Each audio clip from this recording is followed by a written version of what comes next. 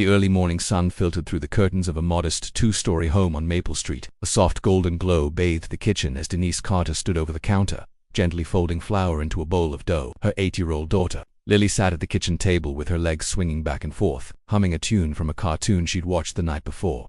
This was their first Saturday morning in their new home, a fresh start, a better neighborhood, better schools, better chances. Denise had worked 2 jobs for 3 years to afford this down payment. She didn't come here to cause trouble. She came here to build a better life for her daughter.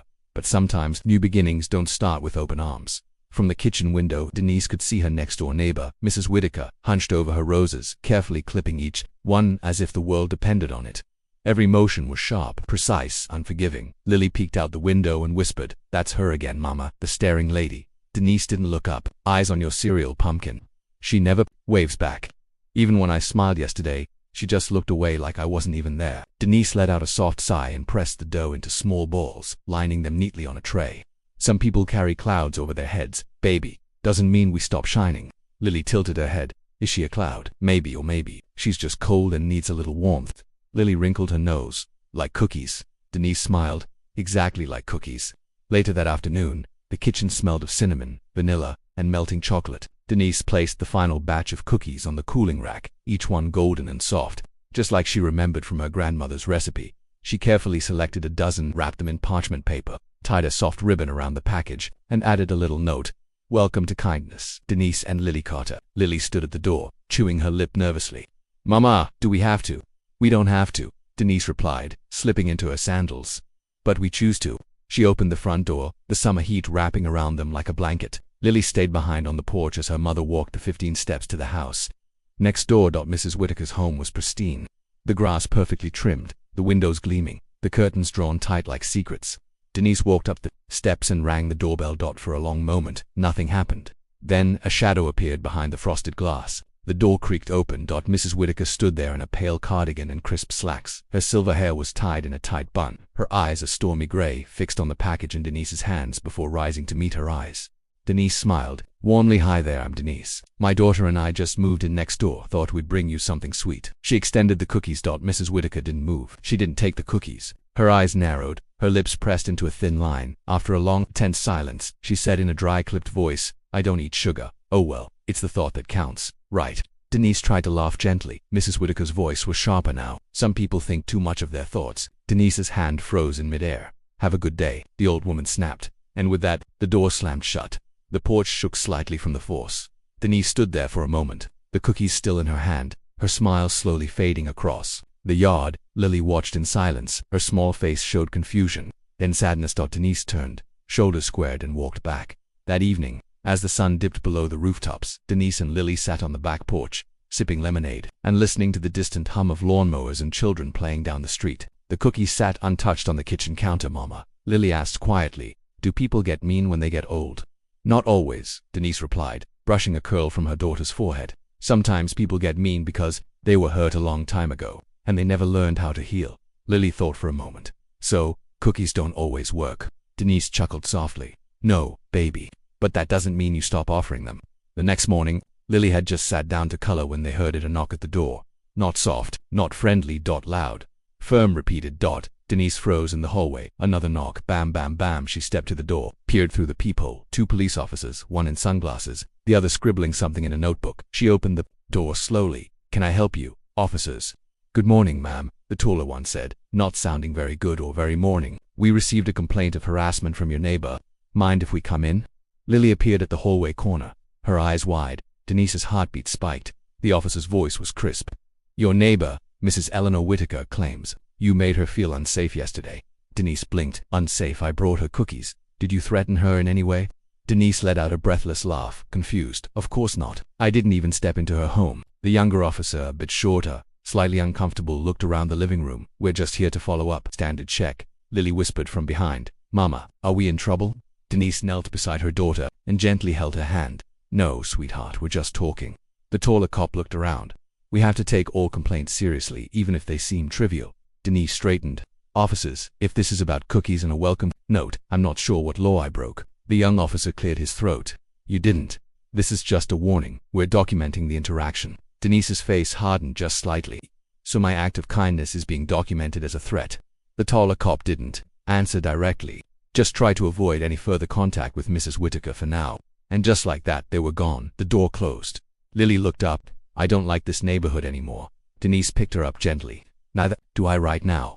But we don't give up on people. Remember. Lily buried her face in her mother's shoulder, and as Denise stood there, in the quiet of her new home, a question echoed inside her. How do you heal a world that mistakes kindness for danger?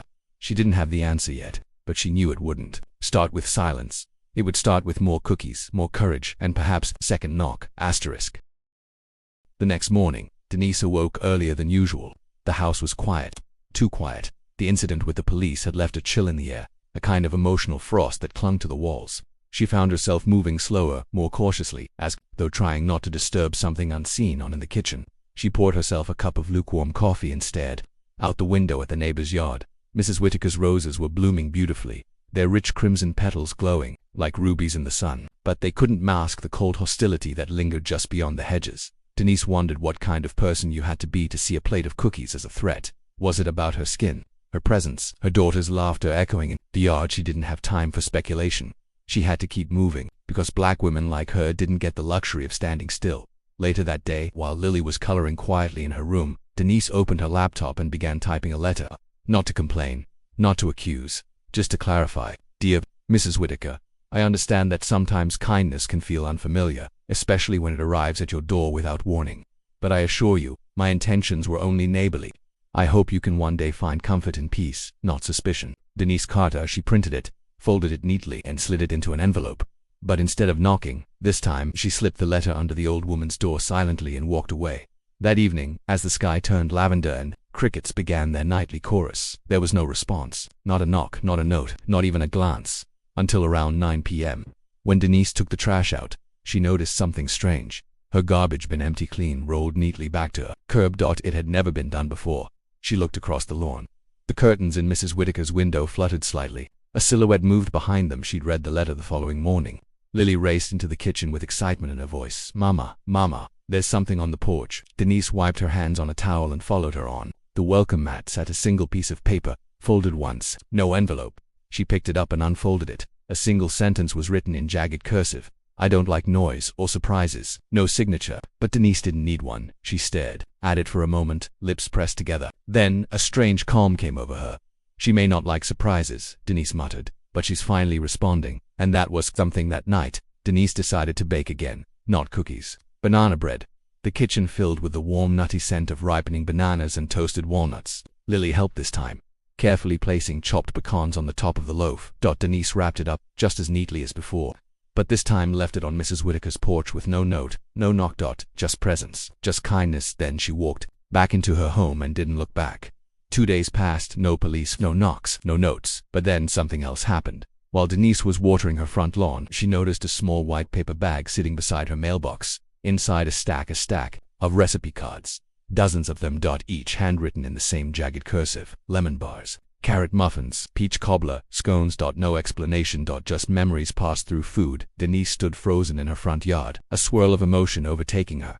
She looked up, and for the first time Mrs. Whittaker was standing at her window, watching. That this time her expression wasn't harsh, just unreadable. Later that evening, Denise was still processing the gesture when a knock came at the door. Soft, intentional. She opened it, expecting a neighbor, maybe even Mrs. Whittaker herself, but it was Officer Bradley. The younger of the two, who had visited her earlier that week. He stood in plain clothes, holding a small folder under one arm.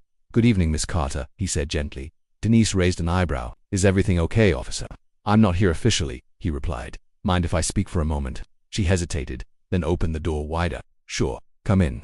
Bradley stepped into the living room, his eyes scanning the walls, the photos, the air of warmth and resilience that lived in every corner of Denise's home. I wanted to apologize, he said finally, about how we handled things the other day. You didn't deserve that. Denise folded her arms. But it wasn't you who escalated it. I know, he said, but I didn't stop it either. She studied him. Why are you really here? He took a deep breath. I grew up around here. My father was white, my mother black. When they got married, half this town went silent, and the other half whispered. He sat down on the edge of the sofa. Mrs. Whittaker. She's been part of this neighborhood for over 50 years. Her husband was one of the founding members of the HOA. They were old school, very old school. Denise leaned against the doorway. Bradley continued, but here's the strange part. I found out recently that Mrs. Whittaker had a son. I never knew that. Denise's brow furrowed. What happened to him? He died young. 17. Rumor was he was beaten to death at a protest he attended against his father's wishes. He'd fallen in love with a black girl. His father disowned him. Denise's breath caught in her chest. Bradley looked at her with quiet intensity. She never talks about it, but I think, seeing you and your daughter, maybe it brought something back. Denise whispered, a memory she's buried for decades. Bradley nodded. Pain can twist into hate when it has nowhere to go. Silence filled the room for a moment, then Denise spoke softly. She's been angry for so long, maybe she forgot how not to be. Bradley stood up. You've done more in a week than anyone's managed in decades. He handed her the folder. Some public records. Just in case you ever want to know more. Denise accepted it silently. As he reached the door, he turned back. One last thing my mother used to say. Kindness is never wasted. Even if it lands on stony ground, something always grows. And with that, he left. That night, Denise sat at her kitchen table with Lily fast asleep upstairs. She opened the folder. Inside were old newspaper clippings. One headline read, Teen killed during Civil Rights March. Father denounces son's actions. Another local girl recounts tragedy. He died for loving me. A photo showed a young woman in tears, holding a framed picture of a mixed-race couple. Denise stared at it for a long time. She had always believed that history left footprints. She never thought she'd move into one. Outside, the stars shone over Maple Street. Inside, a woman sat at her table. Not broken, but building, one recipe card at a time. One act of courage, one loaf of banana bread left in silence because healing didn't shout. It whispered, and sometimes, it began with a knock that shook the peace but ended in a door being left just slightly open. The morning after Officer Bradley's visit, Denise woke up with a strange heaviness in her chest. The folder with newspaper clippings still sat on the dining table where she had left it. She hadn't moved it, hadn't even opened it again, but its presence filled the room like a second heartbeat. She wasn't sure if it was sorrow for what had happened in the past, or dread for what might still lie ahead. Her phone buzzed, a text from Bradley. If you need anything, I'm around. Don't hesitate. Denise smiled faintly and put the phone down. Somewhere deep inside her, something had shifted. The story of Mrs. Whitaker's son. It changed things. It didn't erase what had happened. It didn't make it right. But it gave her context. And context was a bridge. Meanwhile, across town, at the local precinct, Officer Bradley sat in the break room sipping black coffee. Two other officers, Smith and Delgado, were standing by the vending machine. Yo, you hear about that Carter woman again? Smith asked with a smirk. The cookie criminal, Delgado chuckled. I heard Whitaker called dispatch again. Something about foreign smells in the air. Bradley didn't laugh. Instead, he stood and walked past them, pausing briefly. Sometimes the smell of cinnamon is just cinnamon, boys. He walked out, leaving the two men staring after him. Later, back at his desk, Bradley looked up the complaint log. Sure enough, Mrs. Whitaker had submitted another informal complaint. Suspicious baked goods, possible food-based intimidation. He exhaled, long and tired. Something deeper was going on here. This wasn't about cookies, it was about ghosts and denial, and grief too old to name. Back at home, Denise decided to visit the local library. Lily was at school, and the weather was calm. Perfect for some quiet research. She walked into the dusty archives section and asked for records related to Andrew Whitaker, Mrs. Whitaker's deceased son. The librarian, an older black woman named Miss Harlan, raised an eyebrow. You don't want happier reading, baby. Denise smiled faintly. Sometimes the heavy stories are the ones that need the most light. Miss Harlan nodded with respect and returned a few minutes later with a folder. Old news, she whispered, but still breathing. Denise sat at a corner table and opened the yellowing pages. Clippings detailed a 1973 protest in Montgomery Square. Peaceful, diverse, until someone threw a bottle, then fists, then batons. Andrew Whitaker, 17, had tried to shield a black girl, Jamila Carter, from a group of angry men. One of those men had been his own father. Denise's hand trembled as she read that line again and again. Witnesses claim Andrew's father shouted, "You're no son of mine," moments before the attack.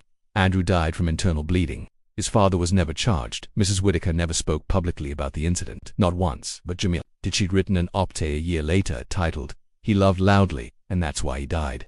Denise leaned back in her chair. Carter, Jamila Carter. Could there be a relation? She pulled out her phone and texted Bradley. Any way to find out if Jamila Carter's still alive? That evening, just before sunset, Denise found a new item on her porch. A small ceramic plate. On it, 2 lemon bars, wrapped in plastic. No note. Her breath caught in her throat. She brought them inside carefully, set them on the counter, and just stared. She didn't eat them, not yet, but she recognized the message. She had been heard later that night, while Lily slept upstairs. Denise sat down with the old op-ed Jamila had written. It was poetic, raw, and haunting. Andrew taught me that courage doesn't always roar. Sometimes it bakes cookies and waits. Sometimes it takes a beating for what it believes in. He didn't die because he loved me. He died because people feared that love. Denise whispered to the empty room. Maybe you didn't hate us, Eleanor. Maybe you hated the pain of losing him. The realization didn't make her feel victorious. It made her feel connected to a pain much older than her. A pain that had no place to go except into silence and suspicion. Meanwhile, Officer Bradley sat alone in his apartment, laptop open. A search had led him to a name: Jamila Carter, former civil rights activist, retired last known address, Cedar Grove, Alabama. He picked up the phone. A long pause, then he dialed 3 rings. Then an old, crackled voice. Hello. Hi, ma'am. My name is Officer Bradley. I'm calling from Maple Street Precinct in Roseville. I have a question about someone you may have known. Andrew Whitaker. Silence then. He died loving the wrong skin in the wrong decade. Bradley cleared his throat. I'm helping someone. Her name is Denise Carter. Another pause. Then tell her the lemons were always his favorite. Always. Click. The line went dead. Bradley stared at the phone and smiled. The next morning, Denise found something tucked into her mailbox. A handwritten recipe card. Lemon bars on the back. You baked once. I folded for 50 years. Perhaps now we can unfold together. No signature. But this time Denise didn't need one. She stood in her kitchen, the card trembling in her hands. Lily came downstairs, rubbing her eyes. Mama, why are you crying? Denise crouched and pulled her close. Because sometimes, baby, she whispered, even stone hearts can bloom. Across the lawn, Mrs. Whitaker stood at her window, watching. Her cardigan looked looser today, her hair less tightly bound, her eyes softer. History had cracked a little. Not broken, but bent just enough to let in the light. Sunday morning arrived quietly on Maple Street. The usual bark of dogs and distant humming of lawnmowers were missing, as if the whole neighborhood had decided to hold its breath. Denise opened her curtains and looked out at the Duke grass. The light shimmered softly over the roses next door, and for the first time in nearly a week, Mrs. Whitaker wasn't outside. Her porch was empty. No humming, no pruning, no glaring looks, just stillness. It unsettled Denise more than the harsh stares ever had. She turned away, brushing off the thought. Maybe the old woman was just sleeping in. Maybe she had gone out early. Denise didn't want to care, but she did. Later that afternoon, while Lily was helping set the table for lunch, a sudden noise broke the stillness. A loud crash from next door, followed by a muffled thud. Denise froze. She rushed to the window. Mrs. Whitaker was on the ground, beside her rose bushes, one hand clutching her side, the other reaching weakly toward her porch. She wasn't moving. Denise's heart dropped without thinking. She ran. No shoes, don't hesitation, just instinct. She jumped the hedge and dropped to her knees beside the old woman. Mrs. Whitaker, can you hear me? Her lips moved faintly. Hip. I slipped. Denise pulled out her phone. Hang on, I'm calling an ambulance. But the old woman gripped her wrist weakly. No, no hospitals. Not again. You need help. You could be badly hurt. Mrs. Whitaker winced. Can't go back, can't. Denise hesitated, then gently placed a hand on her neighbor's shoulder. Okay, I won't take you anywhere, but you need to get inside. With great effort, she helped the older woman up, supporting her entire weight. Her bones felt like glass. They moved slowly, painfully, step by step, until Denise eased her into the armchair by the front window. Mrs. Whitaker groaned but nodded in thanks. Denise looked around the room. Everything was spotless, tidy, but there were signs of age everywhere. Loose banisters, old pills on the table, stacked medical bills on the counter.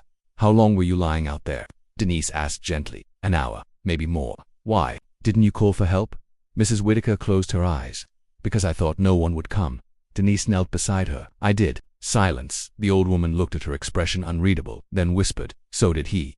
Denise tilted her head. Who? She didn't answer. Instead, her hand slowly reached toward a side table drawer. She opened it and pulled out a faded photograph. A boy, 17, smiling wide, arm wrapped around a black girl. Andrew and Jamila. Denise recognized the face from the clippings. I hated her for taking him from me, Mrs. Whitaker murmured, but I hated myself more for not stopping it. Denise sat still, letting her speak. I told him she'd ruin his life, that the world wouldn't understand. I told him to leave her, and he said he'd rather die than live in silence. Her voice cracked, and he did. A tear slid down her cheek. I blamed everyone. The girl, the march, the movement, your face, your daughter's laughter. It all brought it back. Denise reached out and gently took her hand. You don't have to carry it alone anymore. Mrs. Whitaker looked down at their joined hands. Her voice trembled. Why are you here? Denise smiled sadly.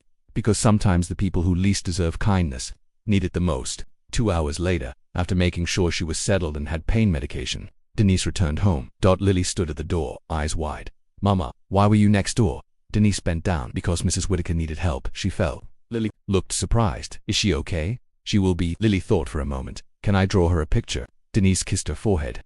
That would be beautiful, baby. That evening, just before the sun dipped below the horizon, Lily tiptoed next door and placed a crayon drawing in Mrs. Whitaker's mailbox. A picture of their 2 houses side by side, and in between 2 women holding hands, one old, one young, both smiling. 3 days passed. Denise visited each afternoon, bringing soup, tea, books. Mrs. Whitaker began to open up. She showed her old letters from Andrew, journal entries from his high school days, poetry he wrote about Jamila. Some were angry, some were tender, all were heartbreakingly honest. 1. Read. Sometimes love feels like war when the world insists it shouldn't exist. Meanwhile, Officer Bradley kept checking in. He'd found Jamila Carter's daughter, a woman named Dr. Alicia Carter, professor at Howard University. When she heard the story, she cried. "My mother never stopped loving him," she said. "She never stopped visiting his grave." Bradley arranged a video call between Alicia and Denise. They talked for hours. What line from Alicia stood out? "History doesn't heal unless someone chooses to reopen the wound, not to bleed, but to clean it." Denise knew that's exactly what was happening now. By the end of the week, Mrs. Whitaker was walking again slowly, with a cane, but upright. She came to Denise's house on her own for the first time, and, in her hands, a new recipe card. This one had a note on the back. "For the first time in 50 years, I baked for someone without guilt. Thank you for showing me how." Denise smiled as she read it. "I think we're going to be okay," she whispered. Mrs. Whitaker looked around at the home, at Lily playing with dolls on the rug, and nodded. "So do I." The sun dipped below the horizon, casting a warm orange glow across the neighborhood. Elaine stood in her kitchen, her hands gently kneading dough, the rhythmic motion calming her nerves. After the incident with the police, she hadn't left the house much. Each trip to the mailbox or grocery store felt like stepping into a hostile courtroom. Every glance, every whisper, every look seemed to hold judgment. But tonight, something was different. As she stirred chocolate chips into the dough, Elaine heard a soft knock on the door. She paused, her heart skipping. Not again, she thought. But when she opened the door, it wasn't the police. It was a small group of neighborhood kids, 3 of them, including the little boy from across the street. "Jeremy, Miss Elaine," he said shyly, holding a drawing in his hand. "My mum says I can't come over anymore, but I made this for you." Elaine knelt down, tears pricking the corners of her eyes as she took the crayon sketch. It was her house, with flowers drawn around it and her in the middle. Smiling. "Thank you, sweetheart," she said, her voice shaky. Jeremy's smile lit up. "You're not a bad person. I like your cookies."